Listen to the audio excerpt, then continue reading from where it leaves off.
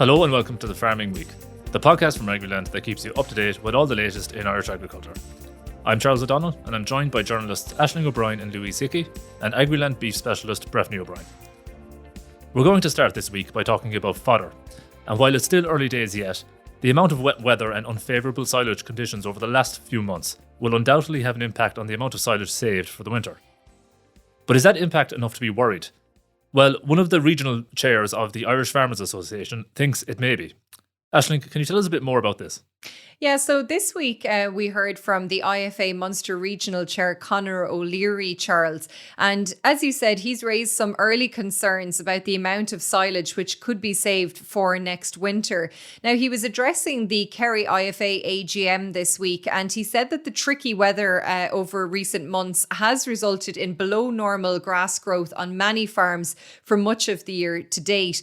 Now, he said that in some drier parts of the country, actually, there might be no more fodder saved this year following the completion of first cut silage, which is a cause for concern on those farms, of course. Now, he said that fodder reserves are very low or completely depleted on some farms because, as we well know, there was a very prolonged winter period this year coming into 2024.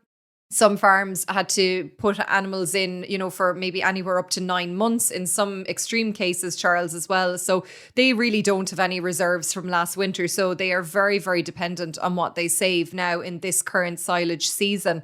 So as a result of all of this, Conor O'Leary said that an early assessment should be carried out by the Department of Agriculture on the need for a fodder support scheme for this year. Now, the National Fodder and Food Security Committee, which is chaired by Mike Megan, is due to meet again in the second week of July, we've been told. And a survey of fodder is currently underway by Teagasc, as we've seen previously from that committee. And we will get a clearer picture then in that second week of July about where things stand, both on dairy farms and on dry stock farms across the country. So it will be interesting to see what the actual picture is, Charles, when we get the results. Now, Conor O'Leary said that feedback also that he's received from merchants around the country is that less fertiliser has been sold, which they feel is going to impact, of course, then on fodder growth out on farms. Now, this could be related to a number of issues, he said. It could be related to cash flow issues out on farm, or also for farmers who are fearful at the moment about exceeding their fertiliser limits through the new fertiliser database. And he said maybe that the department should maybe make it easier for farmers to check out where they stand with their limit on fertiliser use. And that might give them, I suppose, peace of mind to continue using or to curtail as would need be. Now, the meeting this week also heard that some dairy farmers out there, Charles, are currently considering their future in the sector. And Conor O'Leary said that he knew of one AI man who has 33 herds, and 8 of those herds will not be calving down cows next year. Now, the meeting this week also heard that some dairy farmers out there are currently making decisions in relation to their future in the sector. And Conor O'Leary said that he knew of an AI man who has 33 herds, and 8 of those herds will not be calving down cows next year. And Conor O'Leary said that they're taking the view that they're milking on without putting cows in calf and then selling those cows to the factory at the end of the year.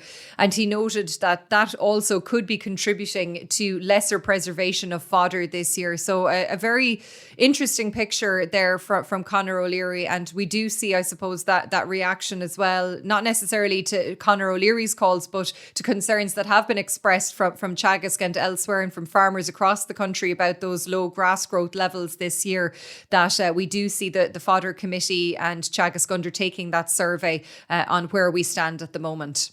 And Aisling, is there any talk out there at the moment about what farmers could do or what steps they could take if they were concerned about this on their own farms? Yes, so according to the latest pasture-based data from Teagasc, growth rates are static this week, Charles, and dairy farms are reporting growth of 52 kilograms of dry matter per hectare with a demand of 49 kilograms of dry matter per hectare. On dry stock farms, then they're reporting growth of 45 kilograms of dry matter per hectare and a demand of 40 kilograms.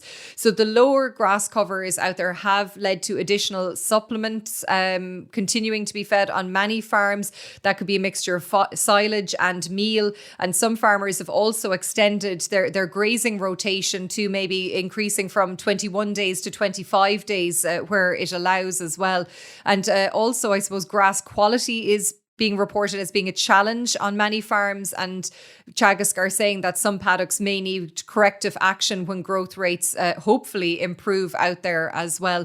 And we also had some advice this week from Diarmuid Murphy from grassland seed provider Germinal. He told us how farmers could reduce their reliance on silage later in the year by planting maybe a fodder crop such as kale or a kale rape hybrid now, and then that those crops could be grazed in the field by outwintered stock next winter, and that could maybe take some pressure off your silage stocks then for housed animals. Of course, that would all be very dependent on the type of system that you run and the type of land that you have as well. But if you are interested in that, maybe as an option, you can check out more about that on Agriland because there are sowing dates that you should bear in mind, and also soil conditions as well that are necessary for growing something like kale or maybe a kale rape hybrid as well. So check out the app or the website for more information on that. But definitely, Charles, at the moment, a tricky time out there for farmers, and a lot of farmers checking paddocks on a daily basis to see what growth rates are out there, and hopefully that conditions will improve as the weeks go by. Yeah, absolutely, Aisling. And on a related issue, the BEEF2024 Open Day was held at Teagasc's Beef Research Centre in Grange, County Meath this week. And we got some insight from that event on the cost of making silage bales this year. So what's the ballpark figure that farmers are looking at, Aisling? Yeah, so Charles, we'll be hearing from Breifne in just a short while about some of the other key talking points at BEEF 2024. But as you said, the cost of making a round bale of silage was discussed at the event this week, and it's costing over €50 a bale to produce in 2024 when land costs are taken into account. Now, we have a full breakdown on Agriland of these costings, but they do include fertiliser costings of €9.60 per bale. That's a mixture of slurry and also inorganic nitrogen fertiliser as well used for that. Harvesting is factored in at €26.77 per bale, and that brings a total cost excluding a land charge to €42.12 per bale. And when the land cost is factored in, then the Teagasc calculated cost to produce a round bale of grass silage this year is €50.46. And as I said, you can find a full breakdown of those calculations on our website and app, Charles. Well, Breifne, you attended BEEF 2024 in person this week. And just briefly going back to the fodder stocks issue, was there any talk of that issue on the day? Yeah, that's right, Charles. I suppose Teagasc's Beef Research Centre in Grange, County Meath was the place to be for beef farmers and industry personnel alike on Wednesday, the 26th of June. For their Beef Open Day titled BEEF 2024. I suppose, Charles, there was some level of talk about it, but more so that farmers were aware of it than they were getting concerned about it. So I suppose at the moment, grass growth is still tight on a lot of farms. There are farmers out there feeding silage. There's plenty of farmers who are feeding silage currently. But I suppose there is still plenty of time, to build winter reserves or winter feed reserves. So I suppose what farmers were saying is that it's still early days yet, and we have to remember we'll hopefully have all of July, all of August, and into September, you'd imagine, to secure further crops of silage. But I suppose as farmers will remember all too well from last winter, it's always important to allow for a long winter in their feed requirements. So I suppose the key messages are really for farmers to do up a fodder budget based on the levels of stock that farmers plan on keeping over the winter, and how long they're expecting these cattle to be housed, and obviously allowing for maybe, if as much as they can, allowing for extreme springs like we had this year. So naturally enough, it's always better to have a surplus of feed than not enough. And as the saying goes, I suppose it's better looking at it than looking for it when it comes to winter feed and silage requirements. And in general, Breifne, what else came up at BEEF 2024? What were the highlights of the day? Yeah, Charles, so I suppose the sun was shining and the mood was generally positive overall among the farmers who were in attendance at BEEF 2024 in Teagasc Grange. Just talking to some of them, I suppose the opinion was that cattle prices remained relatively positive position, and weather conditions overall are largely positive, albeit the grass growth was slow, and that was a big talking point too on a lot of farms. Yeah, so any farmers who were there on the day will have seen the layout and how it worked. There were two main stands on arrival, and they, I suppose, laid out some of the key challenges that are facing the beef sector and beef farmers, both suckler and dairy calf to beef at the moment. And then I suppose there was a grassland demo. It showed best practice in grazing, and what farmers should be looking for in pre-grazing covers and post-grazing sward heights. Then after these, I suppose, two areas, farmers had the option of visiting either the dairy beef area or the suckler beef area, or of course they could go into both. And while both of them did get plenty of interest, a lot of farmers were talking afterwards that there was a high level of interest in the dairy beef presentation. So there seemed to be lots of interest there as well from farmers, which I suppose was interesting to note from the day. Naturally enough, the beef finishing presentation was one of the main attractions, and the discussions took place there on how to draft factory fit cattle and some tips and advice for farmers there on visually grading cattle. After this, then, there was a number of interesting panel discussions and a few high profile guests featured in these.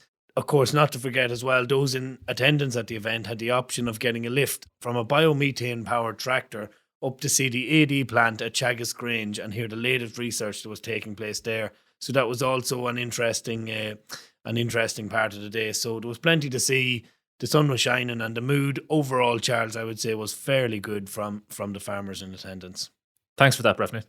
Moving on now. And Aisling, this week we heard from Bill Callanan, Chief Inspector at the Department of Agriculture, Food and the Marine, who spoke with Agriland on a range of issues, including the National Fertiliser Database and the apparent issue flagged by some industry sources that some farmers are buying fertiliser in Northern Ireland in order to avoid having their purchases registered on the National Fertiliser Database.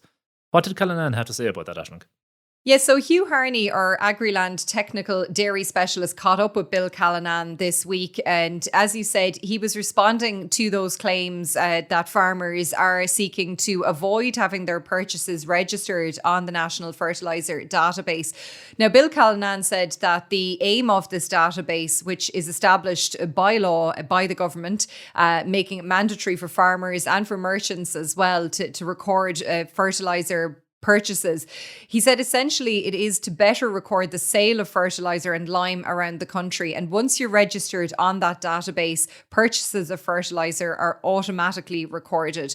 Now, he said that the database was introduced to understand nutrient movement in a way to help farmers in terms of how that they can report it, how they can contribute to their own sustainability metrics as well. And he said that there's always been a legitimate trade of fertiliser from Northern Ireland, and that trade will continue, but there should be appropriate reporting under the database for this. And he said that where there is proof that there is a clear and deliberate avoidance of those requirements, you will be deemed ineligible for nitrates derogation if you are in derogation. And it will also include the second year as well, meaning that for a few years you will not be able to avail of a derogation if you are found to be deliberately avoiding your obligations under the fertiliser database. And he said that there's also provisions in the legislation in terms of fines if somebody is deliberately circumventing what they should be doing when it comes to the database.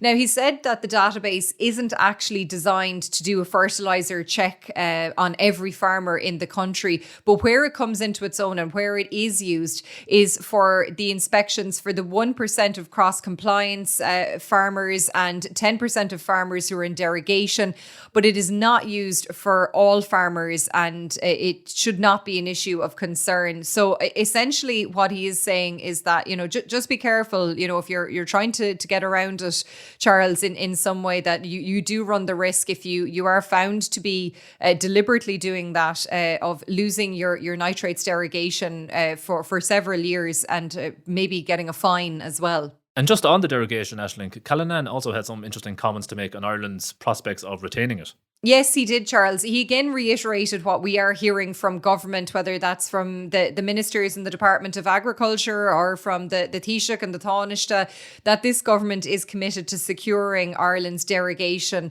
at the highest possible stocking rate. And Bill Callanan emphasised that if that was to happen, though, unsurprisingly, water quality has to be good, Charles. It has to be maintained. And where it's less than good, we need to be seen to be working collectively towards improving those water quality issues in those areas.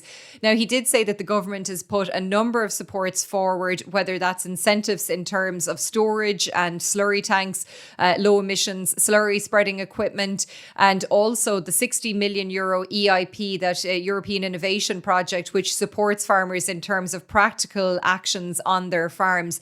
Now, he said there's also an asset programme where the government is putting in finance to support half of all the advisors and free advisory services out there for farmers who want more information on how they can improve water quality, both within their farm and on their lands as well. And the government has also set up, of course, the Water Quality Working Group, and they have several ambitions as well to improve compliance for farmers, to understand the rules, to connect with farmers, to improve water quality locally as well.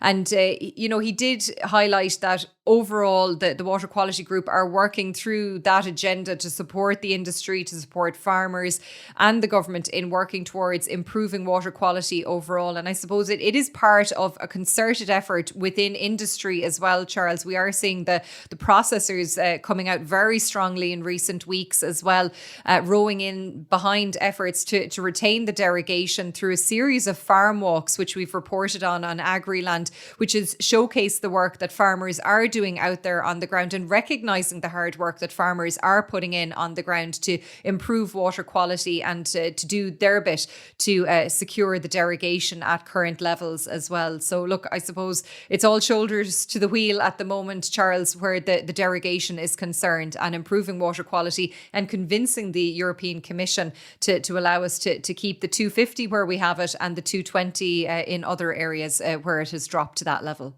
Well, moving on now, and we're going to talk about farmers' health, safety and well-being. Earlier this week, we saw the 2023 annual report of the Health and Safety Authority, which found that 72%, almost 3/4, of work-related deaths last year were in the agriculture sector. But equally important as physical safety is mental health and well-being. And this week saw the launch of a study by Teagasc and Dublin City University, which gives insights into farmers' mental health and how they can best seek support. Louise, what are some of the main conclusions of that report? Yes, so I suppose the main highlight of the study was that overall farmers have low mental health literacy, with many barriers contributing to the issue. But I suppose before we get into those barriers, there are some staggering findings about farmers' mental health. For the findings, a survey was completed with 351 anonymous farmers and one-on-one interviews with 17 farmer focus groups, along with semi-structured interviews with 11 key stakeholders.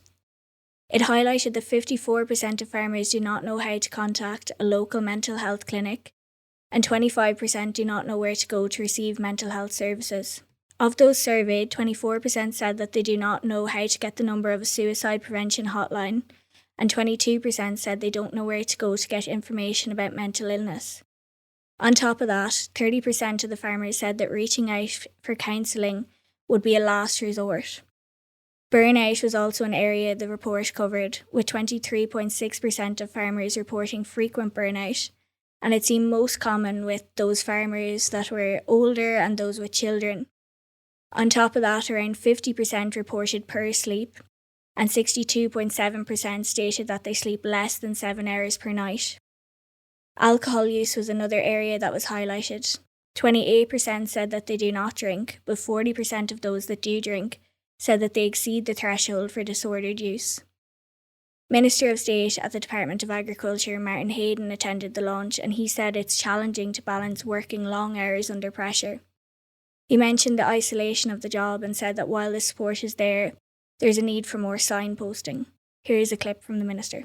It's a very isolated job, so every job probably has its stressors, and that every self-employed person has probably more stress because there's so much more pressure on them to make sure that they make ends meet. But then if you're working on your own all day and you're in the tractor or out in the field and you don't have someone to discuss that with, as much, then those pressures can compound and feel bigger. And that's probably part of the challenge. We all know that a problem shared is a problem halved when you can talk to somebody. And I think there are unique pressures and problems in agriculture, but it's the isolation and working on your own that can make those seem worse. And what can start as a small problem can build into a much bigger one if you don't identify that you're struggling. So, Louise, what can be done to try and increase the number of farmers who are willing and able to speak about their mental health? So that's the difficult question, Charles, and Teagasc is hoping to use the findings of the study to try and adapt to help farmers in a way in which works best. So the research showed that resilience is integral to Irish farmers' lives and health behaviours. There is a sense of pride there for Irish farmers, and having the ability of accomplishing jobs and nearly feeling like struggling mentally is a sign of weakness. So the study looked at the preferences for farmers in seeking information about mental health services and for seeking support. It showed that informal support through community and social events or WhatsApp groups were options among the most common preferences. Formal support through helplines or chatting to counsellors was also up there. But it seemed a common theme that farmers would rather speak to somebody from an agricultural background was preferred. So speaking to a counsellor from a farming background that understands the daily struggles of farming. So this is an area that government support and farm groups could maybe look into. Thanks very much for that, Louise. And finally this week, if you've been listening to the news at all, you'll be aware of the ongoing pay dispute between management at Aer Lingus and the pilots attached to the Irish Airline Pilots Association. So in keeping with aviation-dominated news, we thought we'd bring it to your attention that throughout 2023, over 2,700 kilograms of illegally imported meat were seized by officials at Irish airports last year. Can you tell us a bit more about this, Aisling? Yes, this was figures secured from the department by our Deputy News Editor, Francis MacDonald, this week, Charles. And the illegal meat imports were seized in Dublin, Cork and Shannon airports and in revenue-approved temporary storage facilities. Now, of course, the Department of Agriculture operates a number of designated border control posts at airports and ports around the country. And EU rules restrict the importation of certain goods from non-EU countries, including live animals and products of animal origin, which we're told is to protect human health, animal health and the environment. So as you said, over 2,700 kilograms of illegally imported meat was seized at Irish airports.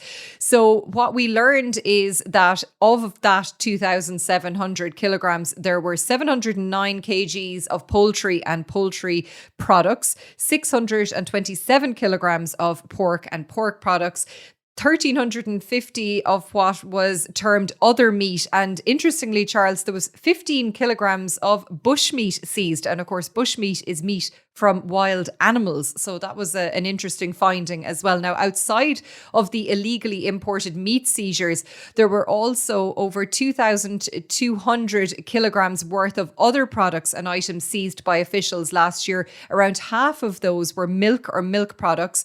And there was also 21 kilograms of fish, honey and snails seized, 1 kilogram of eggs and egg products, and the rest was described as other. So some interesting packing going on in some suitcases in the airports, but department officials on those border post controls picking those up, and a huge amount of meat and other products seized at airports last year. But some very interesting findings there from Francis this week. Yeah, definitely, Aisling. Well, that's almost all we have time for. Just before we go, we just want to let you know about Agriland's new podcast series, Law on the Land, hosted by the one, the only, Aisling O'Brien. Aisling, do you want to just briefly say what this new podcast is all about? Yes, Charles, thank you. Now I'm embarrassed. But anyway, so Law on the Land is our newest Agriland podcast, and we launched it this week. It's a 4-part limited series dealing with some of the common legal issues facing farmers and their families. And we're delighted that the Kerry-based solicitor Deirdre Flynn has come on board for this podcast. She's over a decade's worth of experience in agricultural law and advising farmers on legal matters. So she is very much qualified in this this area. So the first episode focuses on the area of wills, what you should know about drawing one up, what to do when you need to change it, how to appoint an executor, and then maybe what to do in the event of a will being challenged, or if you indeed want to challenge a will yourself. And we're going to be launching a new episode every Wednesday for the next 3 weeks. Topics will include farm transfer and succession, rights of way, compulsory purchase orders, also known as CPO, of course. A lot of farmers won't need that explained. And of course, what happens as well to a farm when a marriage breaks down, unfortunately. So as I said, the first episode is available on the Agriland website and app now, or wherever you get your podcasts from. So I hope people will find the information helpful. And look, of course, it is just a guide for people out there, and of course, individual legal issues, to seek your own counsel with solicitors. But there are some very interesting points made by Deirdre in the podcast series. So I hope people get something from it. Thanks, Aisling, and thanks very much to Deirdre as well for her contribution to the new podcast. And as for the Farming Week, we'll leave it there for today. Please don't forget to rate, review and follow the Farming Week on Spotify, Apple Podcasts or wherever you get your podcasts. We'd love if you could spare some time to give us 5 stars and share the Farming Week with anyone you think might be interested. From Aisling, Breifne, Louise and myself, have a good weekend.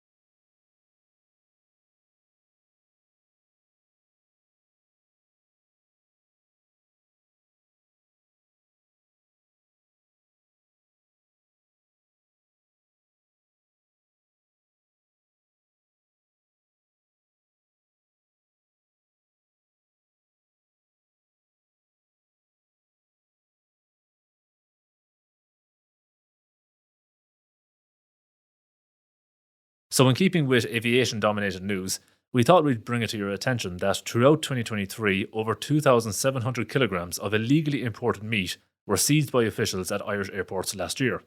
Can you tell us a bit more about this, Aisling?